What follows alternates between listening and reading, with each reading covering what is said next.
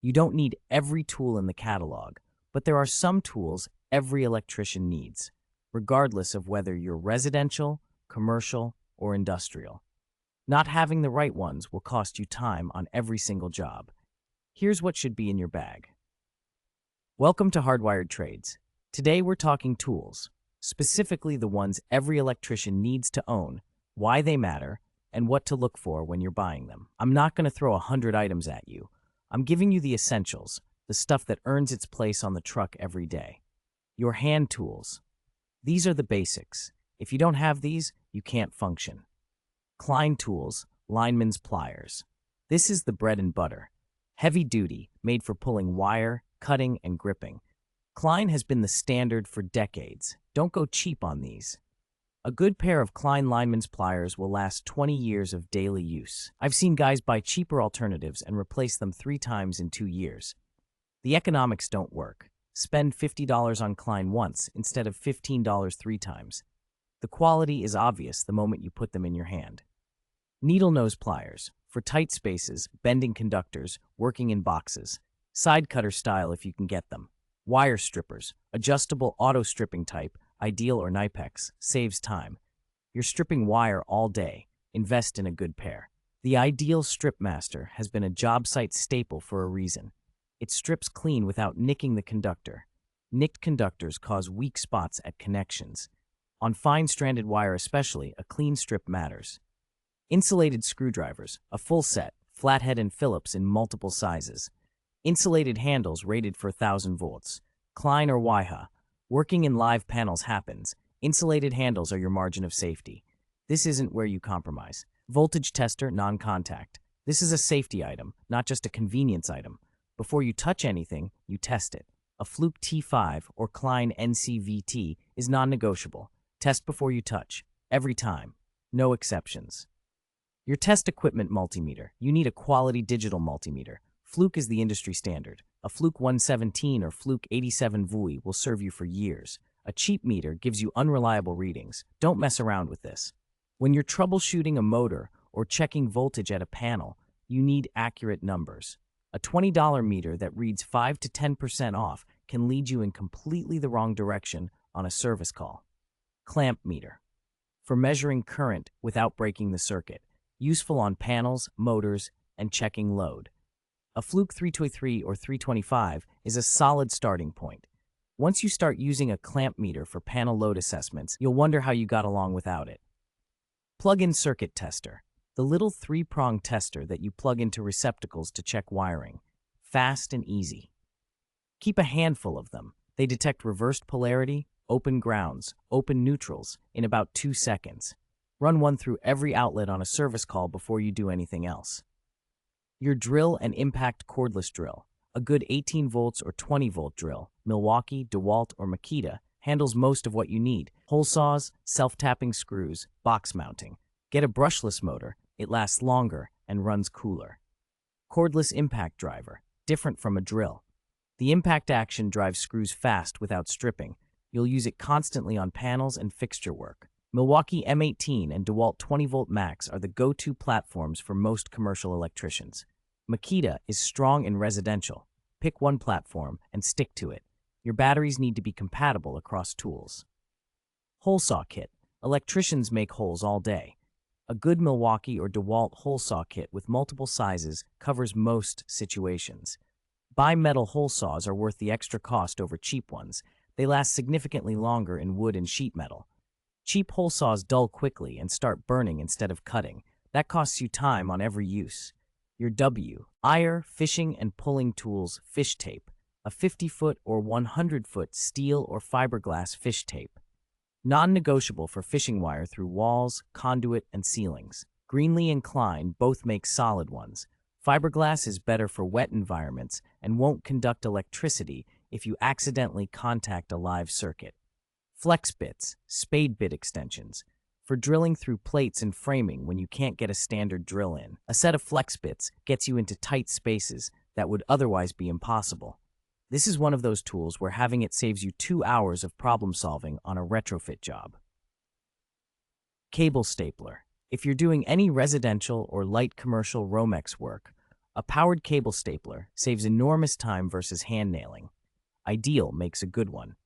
On a large rough-in with hundreds of feet of wire to staple, the time difference between a hand stapler and a pneumatic or electric stapler is significant. Your safety gear. I'm putting this in here because I see guys cut corners on safety and it bites them.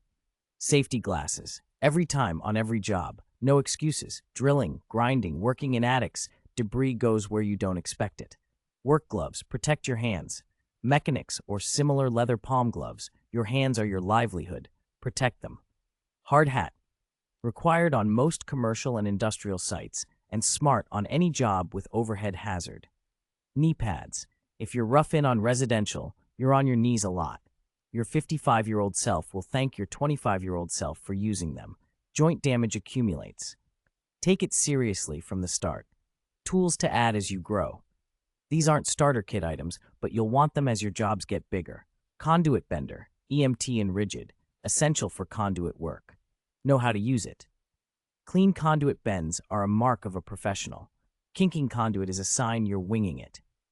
Wire pulling lubricant and pulling equipment for longer conduit runs. Label maker keeps panels clean and professional. A labeled panel is a selling point. Customers notice. Thermal infrared camera, useful for troubleshooting hot connections, finding faults without exposure. Circuit tracer, for identifying circuits in existing panels, especially in older buildings. This tool alone can save you hours on a service call in a building without proper labeling.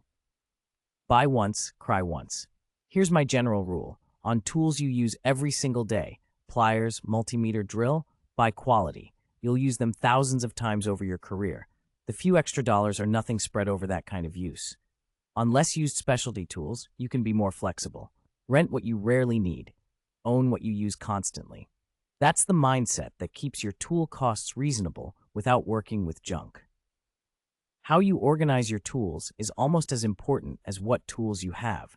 An unorganized bag means you're digging for the right thing on every job, time you could be billing.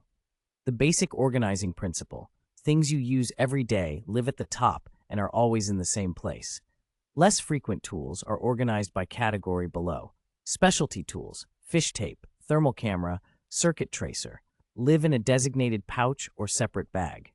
Most electricians end up with a two-bag system, a daily bag with the tools they use on virtually every job, and a second bag for specialty tools and less frequent items they pull when needed. This keeps the daily bag light and fast to grab. Label pouches or use color-coded bags. When you've been in the trade 15 years, this sounds unnecessary. When you've just hired your first employee and you're sharing tools temporarily, it matters. And in your own truck, knowing at a glance whether your thermal camera bag is there is faster than digging. Restock consumables weekly, not daily. A short restock routine every Sunday or Monday morning. Refill wire connectors, check tape supply, verify test batteries in your meter and tester means you're never mid-job, reaching for something that isn't there. Trade tools are working assets. How you maintain them determines whether they last 2 years or 20. Cordless tools. Clean the battery contacts regularly. Never store batteries in extreme heat. Summer in a closed truck bed will degrade them fast. Store tools and batteries indoors if possible. When a battery no longer holds a charge through a reasonable job, replace it. A dying battery slows your tools and adds frustration. Don't try to revive it. Multimeters and test equipment. Replace the batteries in your meter when they get low. A meter reading on low battery may read inaccurately. Calibration matters on precision instruments. If you're using your meter for voltage readings in critical applications and it's taken any falls, have it tested or replace it. A $5 battery replacement is cheaper than a diagnostic error. Pliers and hand tools. Wipe them down when they get dirty. Keep the cutting surfaces sharp. Dull wire cutters require more force and make imprecise cuts. A quality pair of lineman's pliers with a good cutting edge cuts cleaner and faster. When the cutting action on your pliers feels rough or the teeth are worn smooth, it's time for a new pair. Fish tape. Don't leave it kinked. Don't jam it when it catches. Take the extra few seconds to push and pull carefully rather than forcing it. You'll save the tape and your time. Fiberglass tape should be stored in its real housing to prevent kinking. Power tools. Blow them out with compressed air periodically to clear sawdust and concrete dust from vents. This prevents overheating. Keep the chuck clean and free of debris. Replace worn drill bits. A dull bit requires more pressure, damages the tool's chuck over time, and produces worse results. That's the essential toolkit for every electrician. What did I miss? Drop your must-have tool in the comments. I'm curious what people swear by. Subscribe to Hardwired Trades for more practical trade content every week. The platform decision: Milwaukee, DeWalt, or Makita? This question comes up constantly, and there's no single right answer. What matters is committing to one platform and building out in it. Here's the general breakdown. Milwaukee M18 is the most popular choice in commercial and industrial electrical. The battery ecosystem is massive, and the tools are excellent. If you're doing heavy commercial work, this is probably the direction you go. DeWalt 20-volt Max is extremely popular for residential and light commercial. Huge battery ecosystem, widely available at supply houses and big box stores. Excellent tool quality. Makita 18-volt is beloved by a contingent of electricians who appreciate the lighter weight of some of their tools and the quality of their batteries. Strong in residential work. All three are professional-grade platforms that will serve you well. The real cost of switching platforms is your existing batteries. They don't cross-brand. Choose one, stick with it, and let your battery ecosystem grow over time as you add tools. What not to buy. Just as important as what to buy is what to skip. For electricians specifically, don't buy cheap test equipment. A no-name voltage tester or multimeter has unknown accuracy and unknown safety ratings. This is a safety item. Buy name brands. Don't buy a battery from a different brand than your tools. Aftermarket batteries have a worse failure rate and can damage your tools. Don't buy cheap fish tape. It kinks, it tangles, and it costs you time and frustration on every job you use it. Spend $60 on Greenlee and be done with it. Don't overinvest in tools before you have the jobs to justify them. Start with the essentials listed here. Add specialized tools as the work requires them. Your tool investment should track your business growth, not get ahead of it.